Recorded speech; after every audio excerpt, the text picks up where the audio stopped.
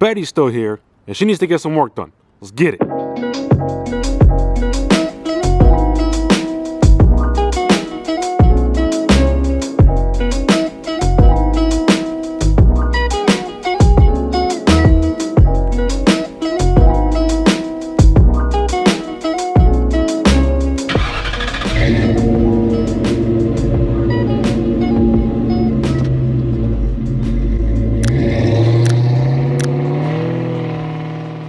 YouTube, what is going on? It's your boy Chris Rod here, and today we're going to be working on Betty, the 1998 Mustang GT. She hasn't gone anywhere, technically. I did my trade, blah, blah, blah, but she's still on the channel. We got some more work to do to her.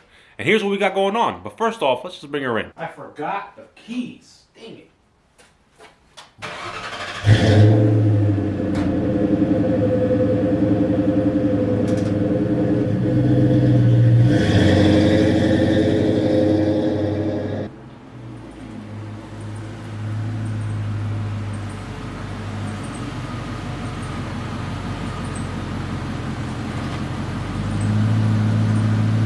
So with me bringing her in, hopefully some of you guys are able to hear it. If not, that's okay. But it has a little bit of squeaking going on. And I kind of diagnosed the problem. The problem, I believe, is the water pump. It's got a little bit of loosage on the pulley, so that means maybe the bearing inside is starting to go bad. But with that being said, I'm going to be changing kind of everything that has to do or revolve around the water pump. So, wait, we can't see a thing. So as I use my trusty light, what I'm going to be changing is this serpentine belt, the water pump. We're going to change this idler, pulley, and as well change the tensioner sitting right there at the bottom. That little tensioner right there. We're going to be switching up all these parts. Now generally, if you got it at your auto parts store, you're going to want to get maybe the aftermarket stuff that your Advanced, AutoZone, and or Napa has. But I had a little bit of time to order the parts and let them get sent to me. So I decided to go OEM because you really can't beat the original manufacturer's parts. You can't beat it. So here we have our parts as of right now.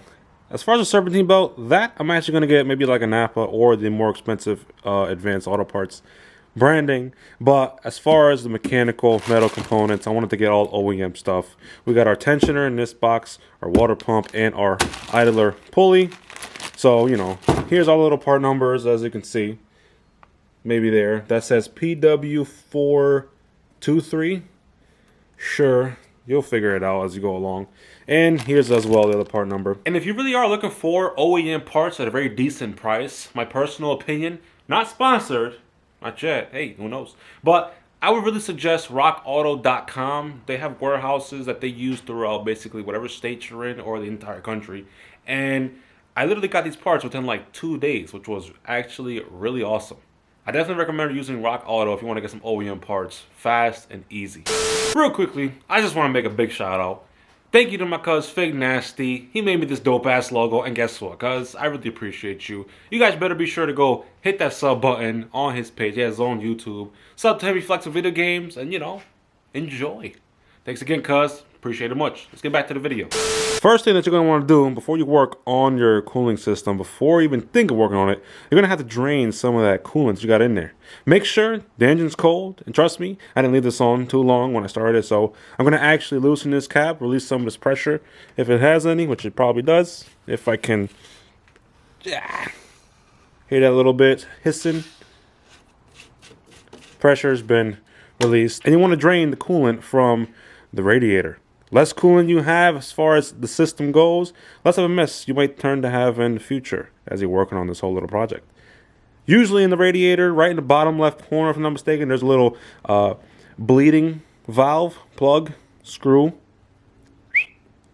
You want to be sure to loosen that and then be able to drain all your coolant. So as we go under the car, the location of where this drain plug is at is right on the passenger side, and you want to unscrew this plastic drain right here. All you gotta do is basically just get a pliers, loosen that up, have a pan ready right on the floor. I'm about to get that right now.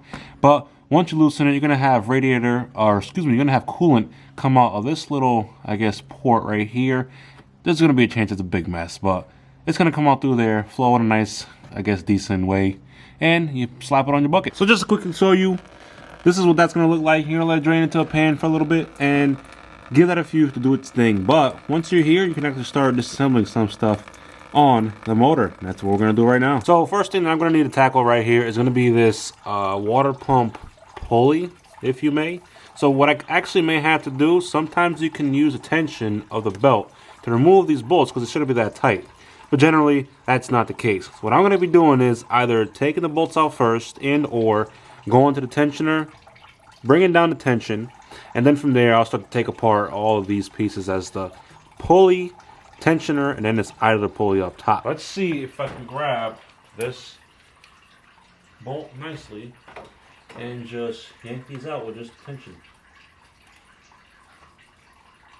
And I don't know if you can really see that, but we're actually, okay, I guess this has not a lot of tension at all. We're actually just grabbing the bolt as we speak. So here's the alternative. With my trusty breaker bar, I'm gonna just take the tensioner and loosen the tension to take the belt out complete. And then I'm gonna show you guys exactly what I would do in a situation like this to have it so the pulley doesn't move and I can take those bolts out properly. Real quickly, be sure to check the levels of your pan. And that's kind of getting full in a way. I don't know if it's gonna keep going until it overflows. So be sure to check it out and also switch up the pan while you see it this full. So you can actually go about doing this in two ways. You can either grab yourself a water pump pulley holder, but I think the reality is not many people are going to really have this. This allows you with these notches to grab two bolts, hold the pulley in place, and then turn your ratchet in the opposite direction. That way you can loosen the bolts.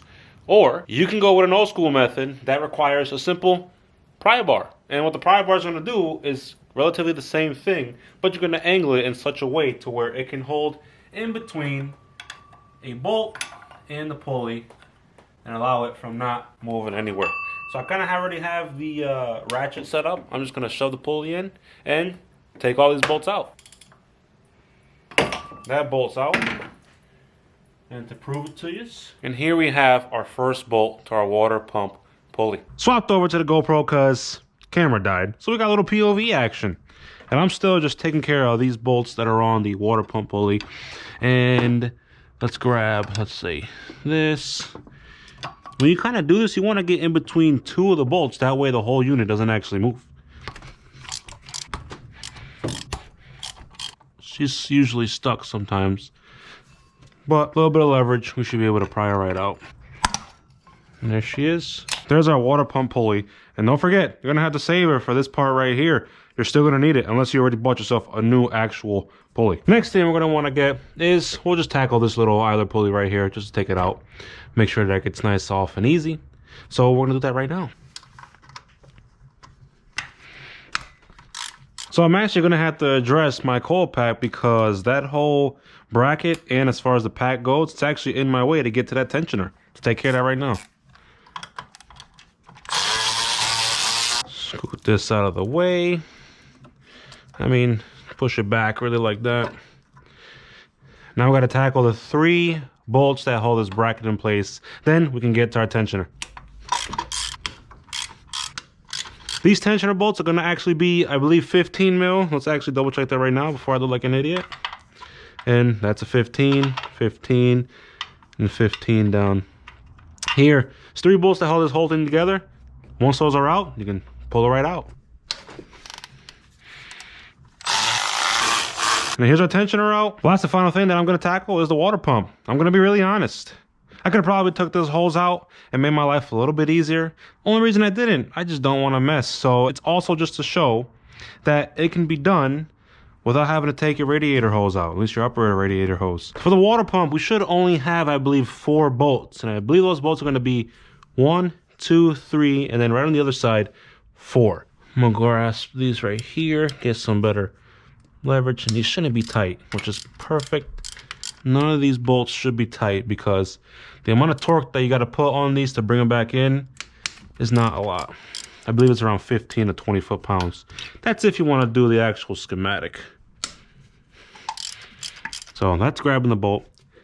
I'm going to assume that we still have some antifreeze in that water pump. So what I'm going to do is take my drain pan and just shove it right under the engine. Pan is under there. We're ready to wrench this old bolt. And I'm going to need a smaller one. Come on, dude. And here we go. What I'm going to do, just to make sure that I got the right bolts in every single spot, I'm going to grab the new water pump. So why I'm taking the water pump over to the car already, I don't got it out. Reason behind this is I'm going to just place every single bolt on the desired spot it needs to go on. So we got our, I don't know if you guys can really see this, but there's a little weep hole that's here. It's always should be facing up. So the weep hole on, peephole, whatever.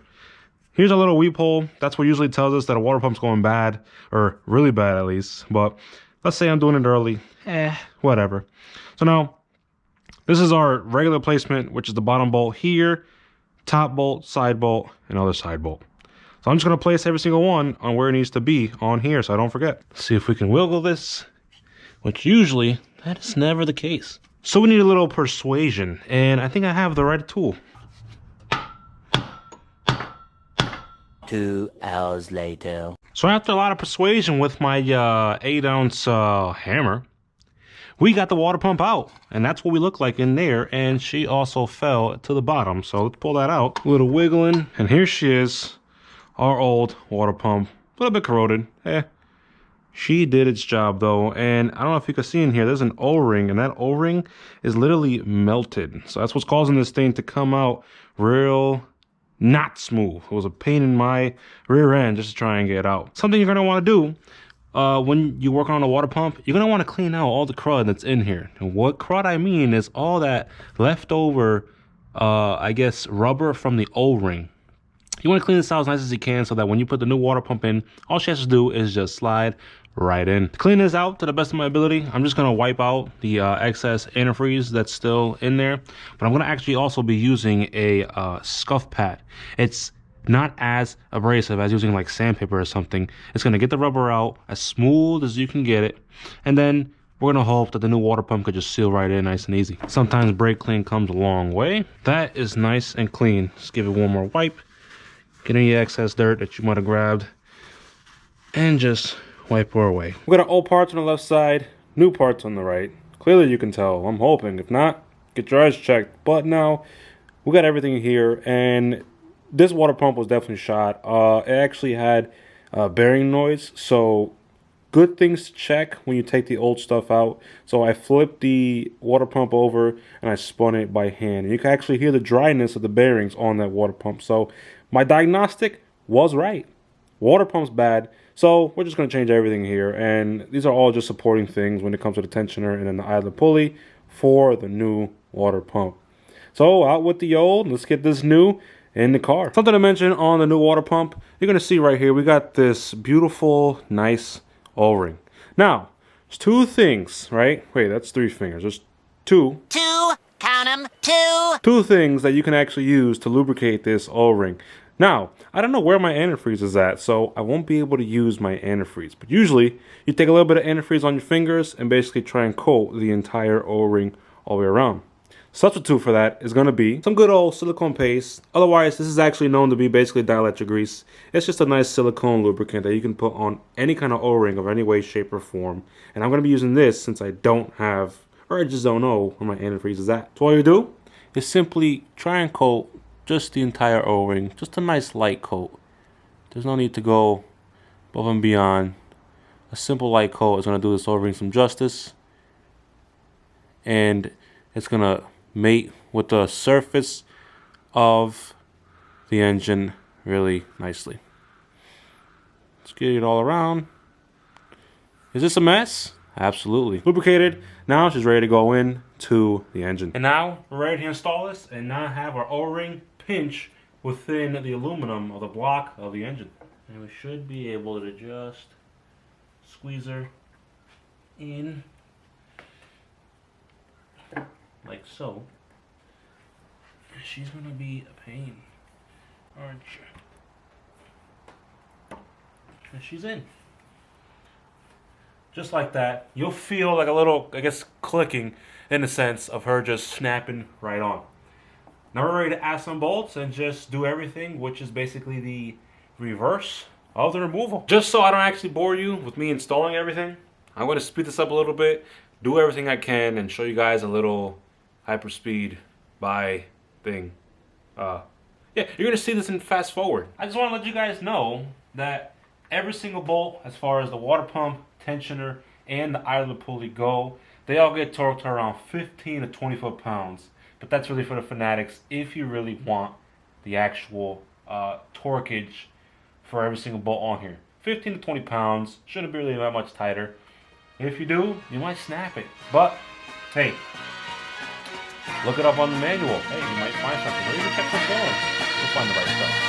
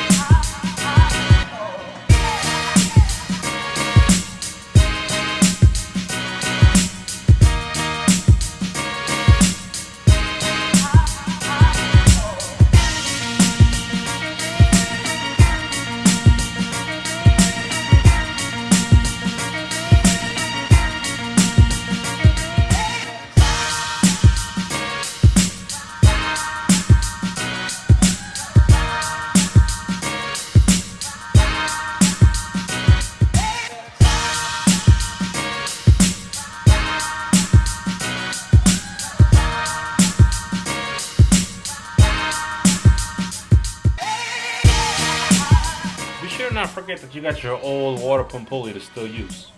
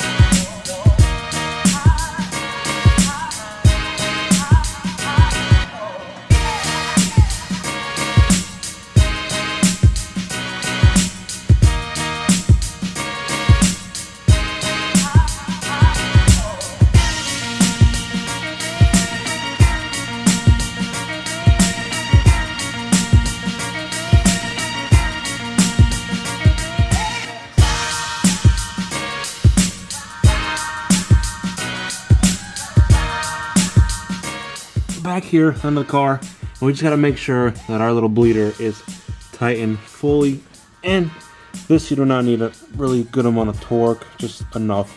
Got to remember this bleeder is plastic, so we got that finger tight right now. I can grab it and just a little, come on you little,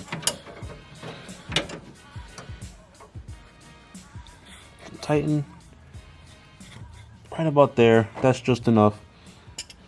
And then this thing isn't going to come out at all. So everything is installed, you know, everything is checked. I checked everything that I tightened should be tightened to the right interval that I know or felt, torqued, whatever.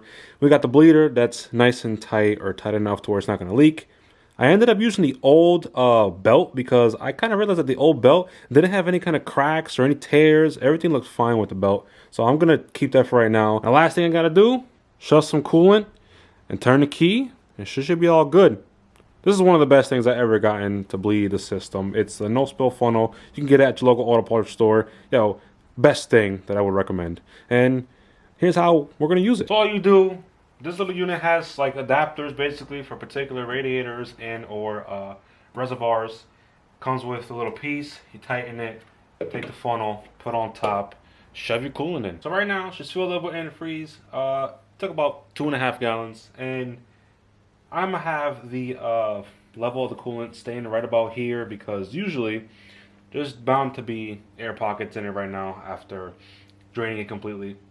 And usually those air pockets, when this bubbles, it kind of rises back up a lot. When you have it too full, sometimes it could still go over. So I would recommend about, you know, quarter to halfway or in between the quarter halfway mark on the funnel. All we gotta do is just start her up and let her bleed. So, oh, where are the keys? These damn keys just keep coming away from me, dude. So here we go. Key in.